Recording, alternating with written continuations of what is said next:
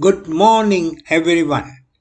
Today we will dwell into the importance of concise communication, exploring its impact and benefits in our professional and personal lives.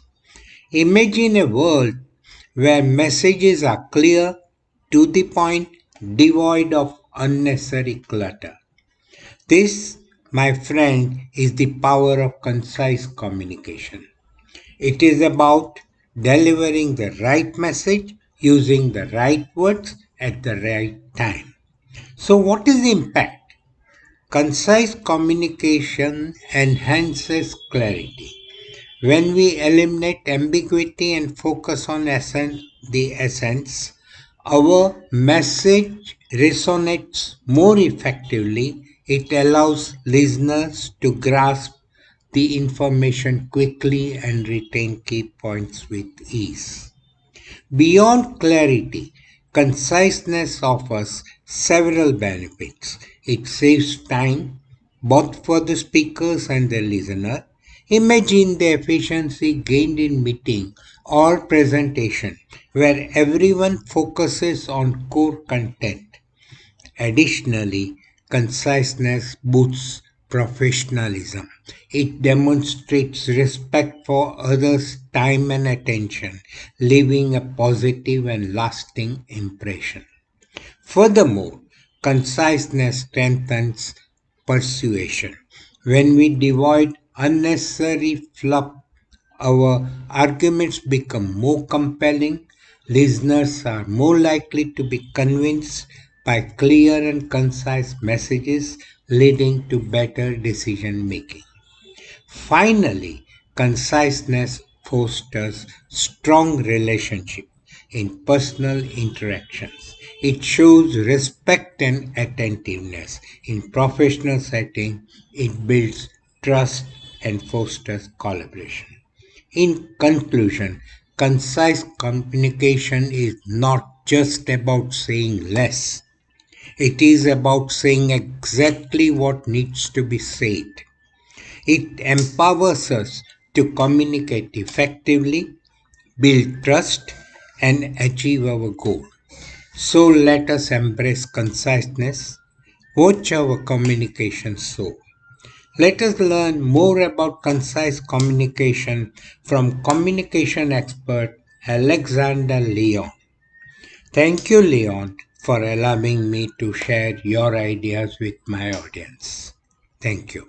Jefferson once said, "The most valuable of talents is that of never using two words when one word will do." He was talking about concise communication, and that is the topic of our video. You want to be concise, not long-winded, because there are a lot of benefits to communicating concisely. First of all, it'll help you sound more like a leader almost instantly, because that's how leaders communicate. They have that nice, crisp sound. The second thing it'll do, it'll be more likely that people understand and follow what you're saying, and that's a big part of why we communicate in the first place. Another advantage is that we have a lot more influence when our communication is concise. The overall main point of this video is that concise communication makes you sound more confident. I'd like to share 3 tips with you on how you can be more concise in your very next conversation, meeting, and interaction. Now, the first tip is a phrase or a statement that I would like to teach you. You can say the statement out loud or you can say it in your head. And the statement is this: if I had to boil it down, I would say. And if you say this statement, this phrase, right before you share your actual message, it will train you into a habit of communicating concisely. So out loud, it would sound like this. You're in a meeting, people are talking, you're finally ready to say what you want to say, you give it some thought, and then you say out loud, if I had to boil it down, I would say, and then you share your actual message. Maybe your message is, I think that plan A has more advantages than plan B. And what this phrase does is it cues to you and to the people around you that you're about to bottom line it. You're about to be very concise. And so having said this, it really prompts you to be more concise. It also gives your brain time to think and time to crystallize that message. Now, you don't always have to say it out loud. In fact, many of the clients I've worked with, and even I use this tip myself, I simply say it in my head right before I share my message, and that cues me to be more synthesized and more concise. So I just say in my head, if I had to boil it down right now, I'd say, it sounds like what you're saying is you want to establish healthier boundaries between work and your home life. And by prompting your brain to think that way and just saying it in your head, that's called self-talk, that helps you be more concise when you finally do speak out loud. So that's tip number 1. Tip number 2 is a little different. This is for everyday conversations at work and with other people. And in a conversation, the tip is this. You want to strive for short talking turns. That means when it's your turn to talk, you give about 1 or 2 sentences, and then in the conversation, you leave room for the other person to give their talking turn, their 1 or 2 sentences, or however long they talk. And by sticking to this discipline of 1 or 2 sentences per talking turn, you create a dialogue with the other person instead of a monologue. Monologues are really not okay in conversations. If you approach people and you talk at them for extended talking turns, a long time, a couple minutes straight, it's going to be a huge turnoff. And the next time they see you coming, they're likely to try to find a way out of that conversation. We all want a dialogue. And by limiting your talking turns to just 1 or 2 sentences, you will create that wonderful dialogue and exchange of ideas that everybody wants.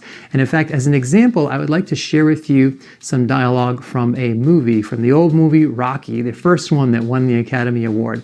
The dialogue in this movie is outstanding, and you'll notice that there are really short talking turns between Adrian and Rocky in this scene right before Rocky's big fight. Rocky says, "I can't do it." Adrian says, "What?" "I can't beat him." "Apollo?" "Yeah, I've been out there walking around and thinking, who am I kidding? I ain't even in this guy's league." "What are you going to do?" "I don't know." "You work so hard." "Yeah, but that don't matter because I was nobody before." "Don't say that."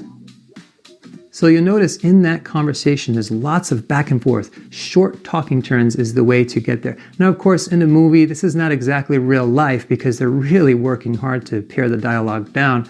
But it does give us an example of what a nice exchange looks like, because in movies, they know that people want dialogue, not monologue. And we should strive for the same kind of thing in our everyday conversations. So that's tip number 2, short talking turns.